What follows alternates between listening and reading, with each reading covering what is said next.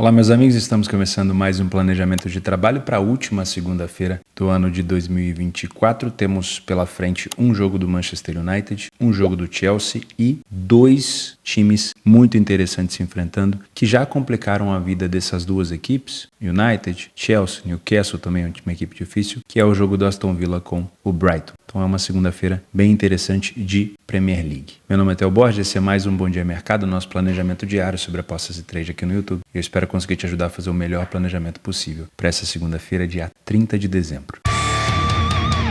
Vamos começar o nosso planejamento com Aston Villa e Brighton às 16h45. Antes, um recado: no dia 31 não teremos Bom Dia Mercado porque não tem, pelo menos na minha humilde opinião, nenhum jogo de uma competência que a gente consiga tirar uma grande informação, além de ser um dia festivo, né? Onde muito provavelmente, eu te indico que o faça, você vai estar com a sua família, com seus entes queridos, assim como foi no Natal, né? No dia 1º já tem jogos interessantes e aí no dia 31 à noite o BDM vai estar disponível, mas no dia 30 à noite para o dia 31 a gente não vai ter BDM porque não tem jogos disponíveis. Quer ver? Ó? Vou voltar aqui no meu parceiro Radar Esportivo, vou clicar aqui no dia 31, olha só. Não tem nada. Tem um jogo na Austrália aqui, do Melbourne City, tem um jogo no Egito, do El Masry, tem um jogo em Israel, mas não joga ali os principais times de Israel. Então eu prefiro não gravar um Bom Dia Mercado para te influenciar a fazer algo que você não conhece, até porque eu não conheço, tá? Então a gente volta no BDM do dia 31 para os jogos do dia 1º. Fechou? Deixa o seu like no vídeo também para o YouTube entregar para novas pessoas. E vamos lá, lembrando, estou gravando fora do meu escritório com uma captação de som diferente. A imagem do notebook, que não é 100%, mas o foco não é essa cara feia aqui, são os jogos do lado direito aí, tá? Vamos começar com Aston Villa e Brighton. Eu comentei no início sobre quanto essas equipes já conseguiram ali complicar a vida dos grandes, né? Mas vamos navegar um pouco mais a fundo e entender aonde isso aconteceu. Vocês sabem que eu sempre gosto de dar uma mergulhada mais fundo nas informações, né? Vamos falar do Aston Villa. Lá no início da competição, o Aston Villa chegou a perder para o Arsenal, então aqui ele já não conseguiu vencer um do Big Six. Aqui embaixo, nada de relevante. Chegou a vencer o Bayern de Munique na Liga dos Campeões. O Aston Villa chegou a liderar a Liga dos Campeões. Como é que tá hoje mesmo? O Aston Villa tá na 10ª colocação. Deu uma caída já a equipe do Aston Villa. Chegou a empatar com o United dentro de casa, no Villa Park. Eu acho que foi até um resultado ruim, porque o United ainda estava, se não me engano, com o Ten Hag.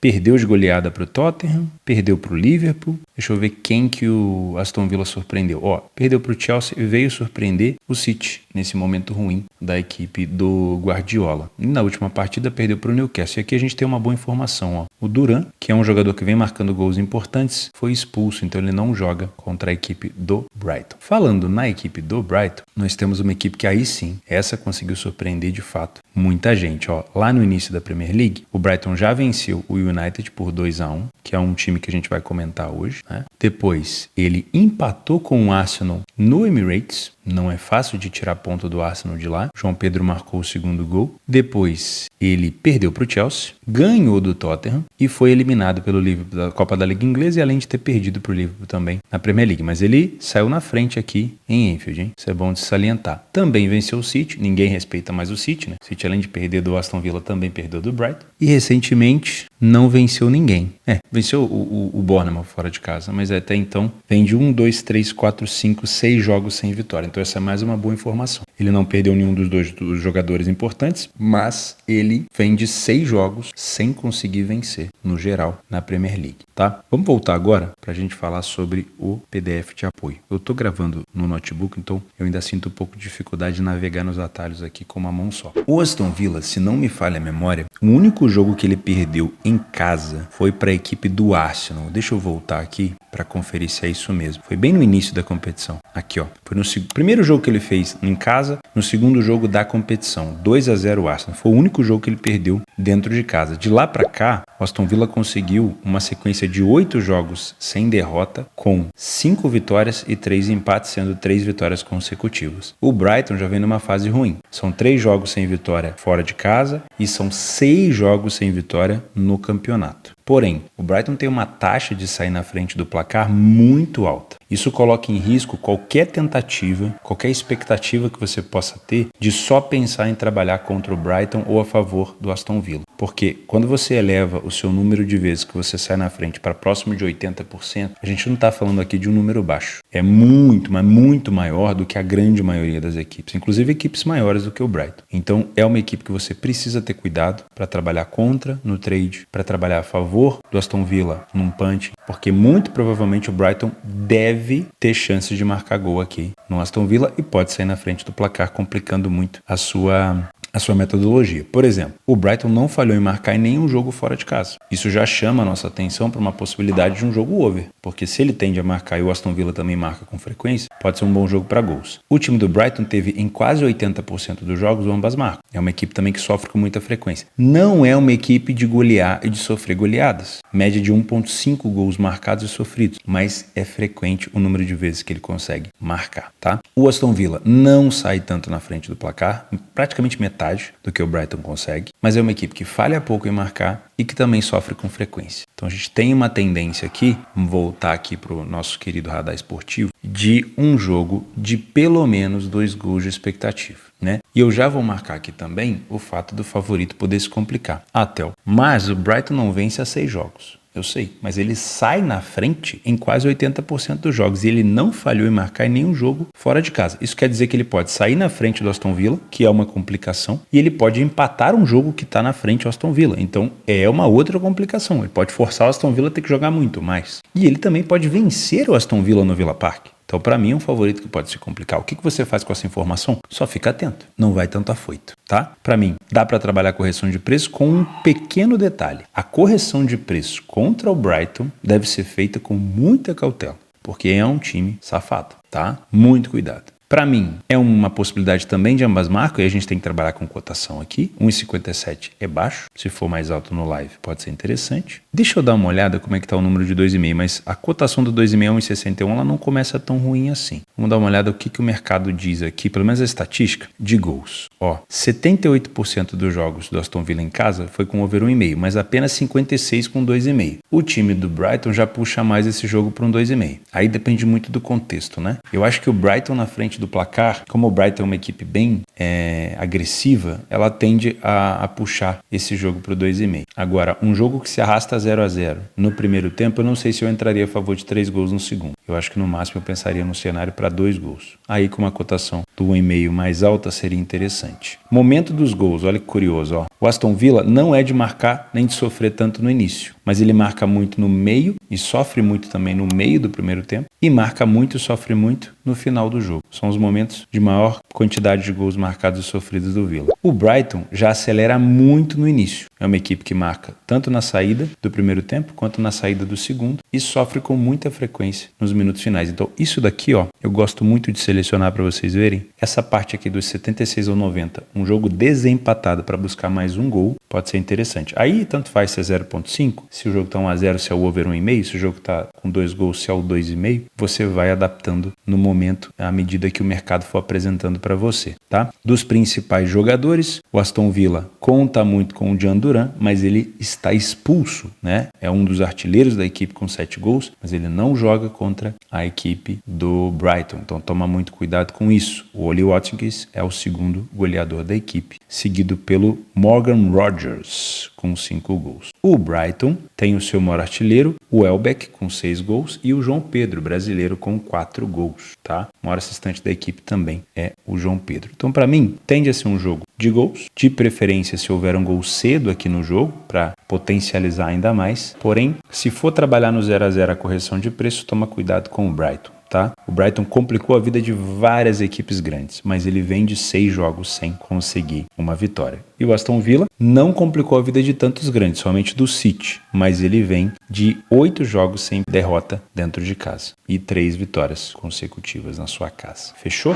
Também às 16h45, o Chelsea fora de casa visita o Ipswich. Mesmo horário do jogo do Aston Villa, então toma um pouco de cuidado com a atenção. Se não conseguir as 2 streams, faça um jogo só, tá? 1,40 é uma cotação justa? Primeira pergunta que a gente faz, né? Por que o mercado colocou o Chelsea em 40? Bom, o Chelsea era segundo colocado até recentemente, perdeu para o Fulham de virada, e aí o Arsenal ultrapassou com a vitória na 18ª rodada. Então o Chelsea enfrenta uma equipe hoje que é a penúltima colocada na tabela de classificação. Quase uma tabela invertida. Isso já chancela o Chelsea para ser favorito. Agora, chancela o Chelsea para ter uma discrepância de odd tão grande? Vamos dar uma olhada primeiro de tudo no PDF de apoio, que é onde a gente consegue ter uma visualização mais de cores, né? Para tentar enfiar na nossa cabeça se realmente é uma cotação justa ou não. Olha a tabela do Ipswich. Olha a coloração do Ipswich. Dá uma olhada nos números principais que eu sempre indico para vocês. Primeiro, não venceu nenhum jogo em casa. Segundo, não teve nenhuma vitória nos últimos 3 jogos, certo? 4 derrotas, 4 empates. Pelo menos nos últimos 8 jogos que a gente está vendo aqui. Sofreu quase 1,8 de gols em casa e marcou 0,6. Né? Então, quase 3 vezes mais gols sofridos que marcados. Falhou em marcar em quase 45% dos jogos e sofreu gol em todas as partidas. Só olhando para o Ipswich eu já consigo entender a odd do Chelsea. Mas vamos olhar o Chelsea. O Chelsea, em 8 jogos, aliás, em 9 jogos fora de casa, ele venceu 6. Nos últimos 8, ele só teve uma derrota. Ele marcou muito mais gols do que o Ipswich. Sofreu muito menos. Ele falha pouquíssimo em marcar. Ele tem até sofrido com alguma frequência, mas ele falha pouquíssimo em marcar. E ele sai na frente mais vezes do que o Ipswich. O aproveitamento é infinitamente melhor. Finalizações, né? O Chelsea precisa de 2,7 chutes no gol para marcar um gol. O Ipswich precisa de 6,5. Né? Sendo que ele finaliza no alvo em média em casa 4,3. Isso quer dizer que ele precisa às vezes de 2 jogos para marcar um gol, porque ele tem uma média de finalização baixa e o aproveitamento é mais baixo ainda. Né? No primeiro tempo, não é onde o Chelsea é mais superior. Pasmem, né? Por mais gols marcados que ele tenha, menos gols sofridos, quando você encaixa um número um perto do outro, fica parecendo uma coisa parelha. Mas no segundo tempo é onde o Chelsea se destaca mais. Quase 5 vezes mais vitórias, nenhuma derrota, muito vezes mais gols marcados, 7 vezes mais gols marcados e menos gols sofridos. Então, para você que é um Panther, pode ser um caminho tentar buscar uma vitória do Chelsea no segundo tempo, né? Se o jogo tiver no 0-0, tá? Vamos voltar aqui pro radar para a gente poder marcar algumas informações do que a gente já tirou. Primeiro, é uma probabilidade grande a gente buscar esse back favorito ao Chelsea. Qual que é o problema desse back favorito ao Chelsea para você que é um trader? A gente tem que tomar cuidado com esse primeiro tempo do Chelsea, que é mais parelho com o Ipswich. Porém, eu acredito que o Ipswich deva tentar buscar um empate primeiro, né? Uma zona de proteção, um jogo um pouco mais defensivo, talvez uma situação um pouco mais de bloco fechado, para só depois ele tentar buscar os contra-ataques. Então é muito provável que a gente encontre o Chelsea sendo superior em alguns recortes do primeiro tempo. Então ali você pode explorar essa superioridade do Chelsea com estabilização do mercado. Agora, para você que é um Panther é mais difícil. Eu não te indico uma vitória do Chelsea em 40. Eu até acredito nessa vitória, eu acho que ela não vai ser uma vitória difícil. Mas a 1,40 não pegaria. Acho que não vale o risco. Porque pode acontecer do Chelsea não conseguir marcar. O Ipswich já venceu o Tottenham, né? Então, para mim, buscar uma vitória do Chelsea tem que ser num cenário mais próximo do extremismo. De um Chelsea vencendo no final do HT, ou mercado de HT, ou o Chelsea vencendo o jogo na segunda etapa, com uma odd próximo de 2. Aí vale o risco. Pô, me dá um Chelsea a 2 a 60 minutos de jogo, com mais 30 para jogar, talvez valha muito mais a pena do que pegar o Chelsea em 40, tá? Mas vamos dar uma olhada aqui só para finalizar. Aqui a gente já sabe que tem um sistema de gols muito bom, né? Então, se o Chelsea sair na frente do placar, o 2,5 me agrada muito. Até a possibilidade do 3,5, porque o Ipswich está numa zona de degola, tem que ir para cima. Correção de preço eu não trabalharia, porque aí seria trabalhar contra o favorito. Se você não tiver uma metodologia muito bem encaixada, não vale a pena. Tem um cachorro abençoado ali, ó, que ele tá me passando algum sinal desse jogo do Chelsea. Ele tá tentando me falar alguma coisa. Eu não sei o que é. Será que é uma zebra aqui? Será que esse cachorro sabe de alguma coisa? Ó, eu tô indicando aqui que o Chelsea deve ter facilidade e ele tá gritando não. Enfim, fica aí a superstição para você trabalhar com ela, tá?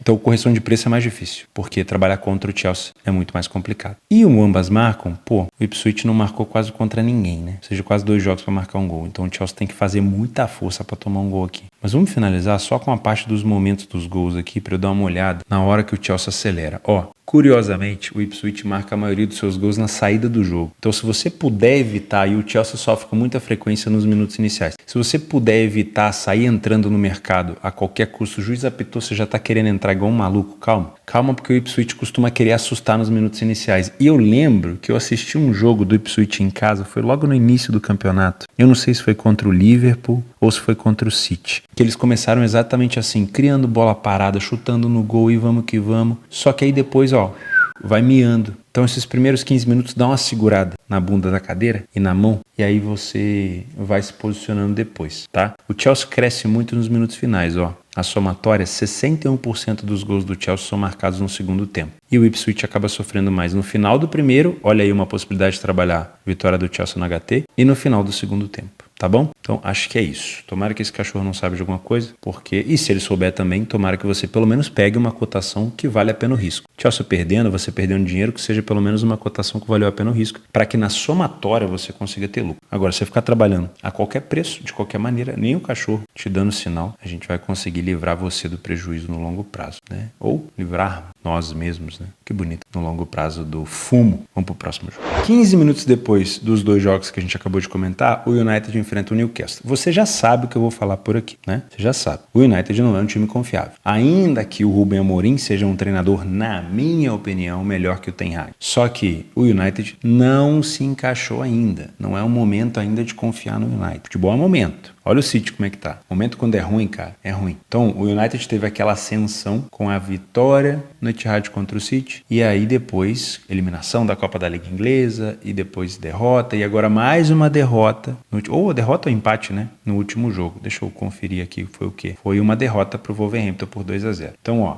Esquece esses resultados aqui que são tudo amistoso, tá? Olha aqui embaixo, ó. Vitória contra o City aqui embaixo. Vou arrastar a tela pra você ver. Depois da vitória contra o City aqui embaixo, ele enfrentou o Tottenham por 4-3 e conseguiu ser eliminado da Copa da Liga Inglesa na casa do Tottenham. Ele enfrentou o Bournemouth em casa e conseguiu tomar 3-0. E ele enfrentou agora o Wolverhampton fora de casa e tomou de 2-0. E tinha mais um detalhe nesse jogo que a gente vai ver agora. E essa é a importância da gente mergulhar um pouco mais fundo. Nesse jogo contra o Wolves, ele teve um jogador expulso. E esse jogador expulso é o seu capitão, Bruno Fernandes, que não joga contra o Newcastle. Então, se tinha alguma expectativa de que o United poderia ter um jogo fácil, fica por água abaixo, porque o Bruno Fernandes é um dos principais jogadores da equipe. E a gente vai ver isso daqui a pouco, tá? E pega um Newcastle, que nesse momento está na 5ª colocação. Só para ter uma noção, o United está na 14ª. O Newcastle vem de 3 vitórias consecutivas, mas também teve mais uma aqui contra o Brentford na Copa da Liga Inglesa, então são 4. Venceu o Leicester por 4-0. Eliminou o Brentford na Copa da Liga Inglesa, quarta de final. Venceu o Ipswich, que o Chelsea vai enfrentar. Olha só como o Newcastle passou o carro. E venceu o Aston Villa. Venceu o Aston Villa, que é uma equipe que tinha acabado de vencer o City. Aston Villa que está lá em cima, ó,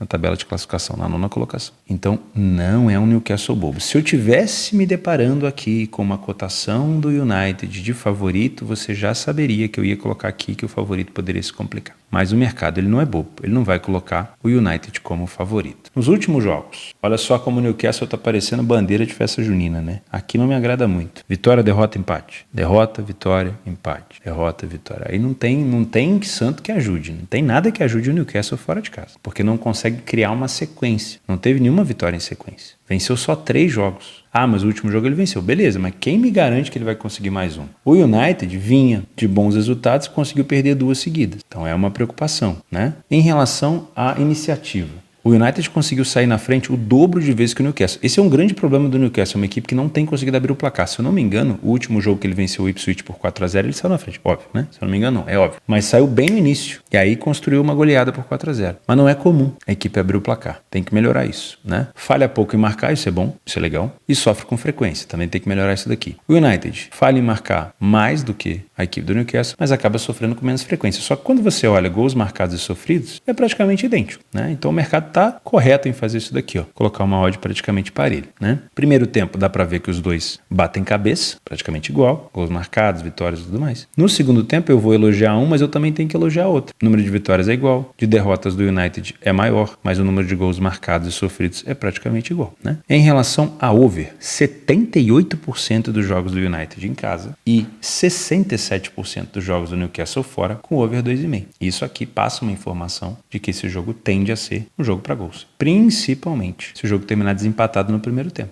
O que me tira a vontade de trabalhar gols aqui é um 0-0 se arrastando, que aí realmente fica chato, né? E o United está precisando vencer. Então me preocupa um pouco o fato do United estar na frente do placar. O que eu mais gosto de pensar para gols aqui é o Newcastle na frente, porque o Newcastle na frente é uma equipe que falha pouco em marcar, mas ele não costuma sair tanto na frente do placar e ele não tem sequências de vitória. Então muito provavelmente ele vai acabar sofrendo gol do United aqui também. Esse potencial do Newcastle na frente me agrada para trabalhar o mercado de gols, tá? É um jogo de potencial ambas? Eu acho que sim. assim, o Newcastle sofre com frequência fora, o United não tem o seu grande jogador, mas vai querer mostrar serviço, quem tiver no lugar dele. Deixa eu ver quanto é que tá essa cotação aqui. 1,50 não me agrada. Acima de 2 a gente conversa. 1,50 não, tá? Voltando aqui, aliás, deixa eu ver o confronto direto entre eles, para ver se me agrada, ó. Vou narrar aqui para você que não está enxergando. Na casa do United, tá? Só 3-1 em 2021 pro United. 4-1 também em 2021 para o United.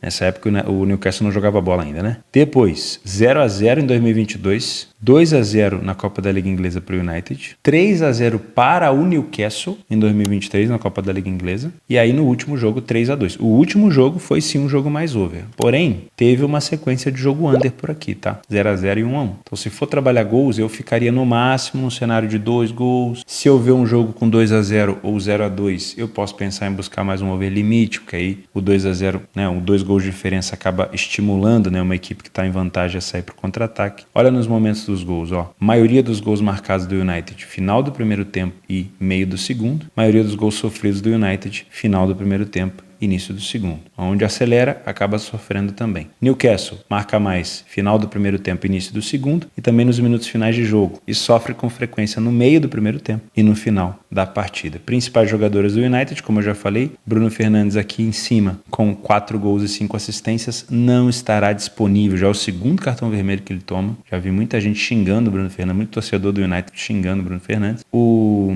Diallo, o Amad Diallo, tá com 6 assistências, pode ser o cara das assistências aqui nesse jogo. E o Rashford, a gente não sabe se o Rashford vai jogar, né? Tinha uma treta entre o Rashford e a diretoria, não sei se ele vai estar disponível. Do lado do Newcastle, o principal jogador é o Isaac, né? Jogadoraço, atacante Isaac. 11 gols marcados e 4 assistências. Dá pra ficar de olho. Outro, Bruno Guimarães, 4 assistências até aqui. O Murphy também tem 6 assistências. O Anthony Gordon tem vários gols. Eu gosto desse time do Newcastle, cara. Eu gosto, acho que esse time do Newcastle é muito bom. É um jogo pra correção de preço? Eu não marquei aqui? É, jogo parelho, não tem favoritismo, não tem bola de cristal pra ficar esfregando aqui pra falar pra você que time 1 ou 2 vai vencer. Então, trabalha no ao vivo. Theo, eu sou um Panther. Aí, eu não te aconselharia a trabalhar o mercado de resultados. Aí pra você, nem handicap asiático acho que vai salvar, a não ser que você tenha um conhecimento muito grande das duas equipes. Pra mim o valor hoje tá no Newcastle, se fosse pra trabalhar algum handicap. Mas eu ainda fico com o mercado de gols se o jogo estiver desempatado. Eu acho que no ao vivo você consegue tirar mais informação e mais valor desse jogo do que no pré-live, tá? Agora que tem uma voz lá no fundo dizendo que esse jogo pode ser merda, tem. Um 0-0 pra fechar o ano. O United é mestre também em fazer essas coisas, hein? Pensa bem, o último jogo teoricamente do ano, porque 31 não vai ter nada, ser um 0-0 não é possível, não pode ser. Tomara que seja um 4-4. Vamos bater na madeira, deixa eu achar uma madeira aqui. Vai ser um 4-4. Deus quiser. Jogos complementares, pra gente fechar. Como Elite, lá ele. Pô, esse jogo aqui, cara, não tem nenhum produtor de conteúdo que não vá falar lá ele. Bolonha e Verona. E Famalicão e Santa Clara. São jogos interessantes para se trabalhar. O problema, somente esse jogo aqui de nome estranho de pronunciar, 12:30, é um jogo isolado. O resto, Bolonha e Verona e Famalicão e Santa Clara, são jogos no meio do furacão ali da Inglaterra. Então eu te aconselho a trabalhar aqui esse jogo às 12:30. Meus amigos, vou ficando por aqui. Tirando a brincadeira, desejo a você um excelente ano de 2025, uma excelente passagem de ano com a sua família, de muita saúde. Cara, o que eu só te desejo é saúde. Você tendo saúde, os seus familiares tendo saúde, você podendo estar do lado deles, tenho certeza que você vai correr atrás do restante das coisas. Sucesso, de engrandecimento, de dinheiro, você vai atrás. Mas saúde é o que eu mais te desejo, tá bom? Espero que você esteja aqui comigo no próximo ano. Foi um prazer ter você aqui nesse ano de 2024. E eu vejo você agora na noite do dia 31, né? Já vai estar postado o vídeo mesmo, pra gente falar do dia 1º. Mas eu sei que você só vai assistir esse vídeo de ressaca no dia 1º. Então, já deixo aqui pra você um beijo no seu coração e lembre-se que apostas são para mais de 18 anos, hein? Principalmente nesse ano de 2025, faça com responsabilidade. Pega as coisas que deram errado em 2024, se você for continuar por aqui, não tem problema se você quiser ir embora não, tá? Eu não vou te segurar aqui não, mas se você quiser ficar, pega o que você fez de errado em 2024 e aprende para não fazer de novo em 2025, tá? Aposta é fazer o simples todo dia, que é o mais difícil que tem. Aprende a ter paciência, fechou? Usar a cachola é muito mais difícil aqui, tá bom? Muito obrigado, fica com Deus e até 2025.